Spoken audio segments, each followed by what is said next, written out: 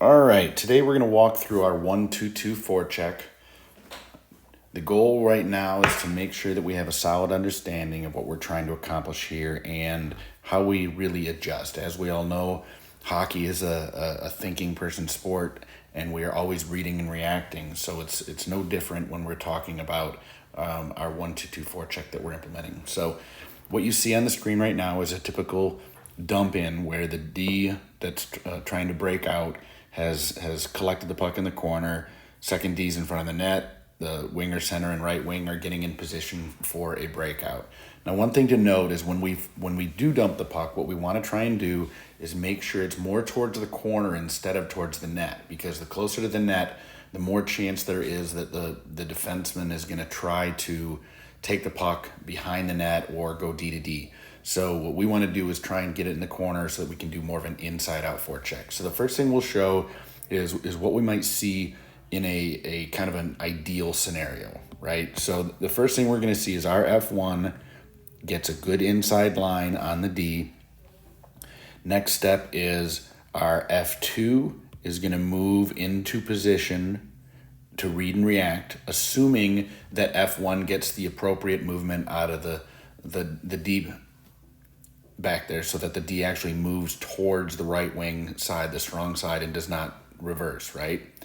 So F3 is moving into the slot, ready to read and react for hopefully an offensive chance. Now, what we're probably going to see here, if we do everything right, is we're going to see this D either make a pass here, or that D is going to try to fire the puck off the boards and get it out.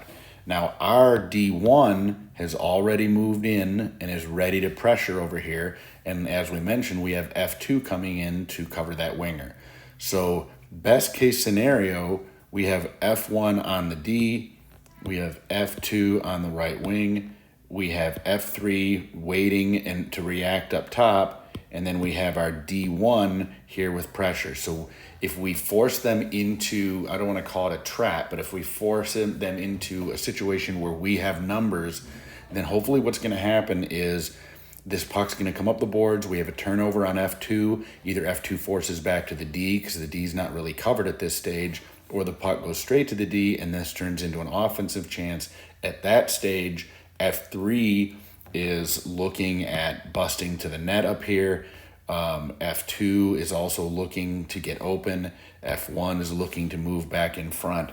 And then we're on our horse as far as having a chance to score. Now, if in fact we have a situation where we don't get that good inside-out forecheck, let's say we do everything right and our F1 player is moving in and is hopefully getting the correct line, there still is a chance that this D decides that they want to do a pass off the boards back to their defensive partner, and that now this D2 is moving over and has the puck in the opposite corner. Now, that is what teams are going to do if they recognize this and trying to break our forecheck, right? Because we have one person that's doing the forechecking and two that are reading and reacting. So that's what they may try to do. But again, the key to success with this is that if this does happen, our F1 now is in a position where they thought they were going to get the D to force outside. There's a good chance that our F2 took a lane coming in this way, thinking that we were going to get an outside position, and that person might be looking and saying, hey, I'm going to start moving, shading the winger, and F3, hopefully, has moved into this high slot area and is, at this stage, ready to read and react. So if they do reverse it, most of the time what's going to happen is they're not going to have the time, because we're forcing them to have a real clean pass. So we're going to have a little bit of time to be able to read and react to this. So at this stage, their left winger now is moving over into position to help break out. Their center is looking to help as well. But if F1 and F2 are caught, what we need is, again, the closest person that can pressure needs to provide that pressure. In this case, it might be F3. If this F1 down in the corner saw it quick enough and just can pivot and turn, then that person is going to go this way and pressure. Again, F2 is probably moving away, but if they caught this early enough, they could be the person that pressures. We noticed in the drills we did the past couple weeks that it could be any of the F1, F2, F3 that reads and reacts when our D switches sides.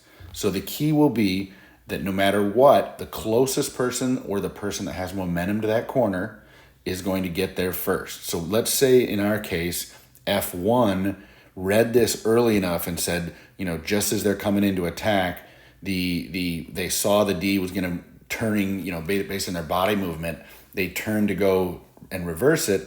Well, F1 is going to force this way because now this D2 is going to have a really difficult time trying to reverse again, right? So F1 is going to come in. At that stage, our F3 that came in and was reading and reacting is going to become F2 and move over and cover the wing. Our D, that was weak side D, that was kind of moving out and getting ready to support in case they broke out, now becomes our D, strong side D with pressure. And then now F2 is moving back out and becomes the F3 forward. So again, we could run this scenario over and over and over again that they keep reversing the side of the ice. All that matters is the closest person to the puck when it gets reversed takes an inside out lane again and forces. We're trying to recreate that advantageous scenario that we've had where they try to go up the boards, because more than likely we have the center clogged up with that F3, so they're probably going to not think that they can hit that center.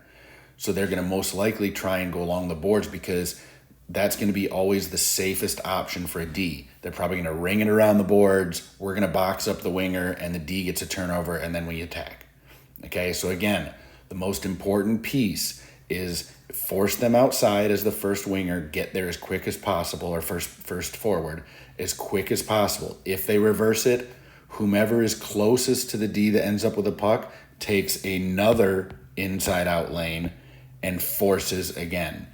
The other two react to try and get as quickly to the hash and the top of the slot for coverage. Our strong side D switches from side to side on which one becomes the strong side, and we have that covered. Again, all we're looking for is creating this area where they're trying to move up the boards on either side. So, and hopefully for that, we're going to get lots of turnovers that end up with that strong side D, end up with shots on net that we can take advantage of. Hopefully that clears up and provides some understanding for exactly what we're trying to do.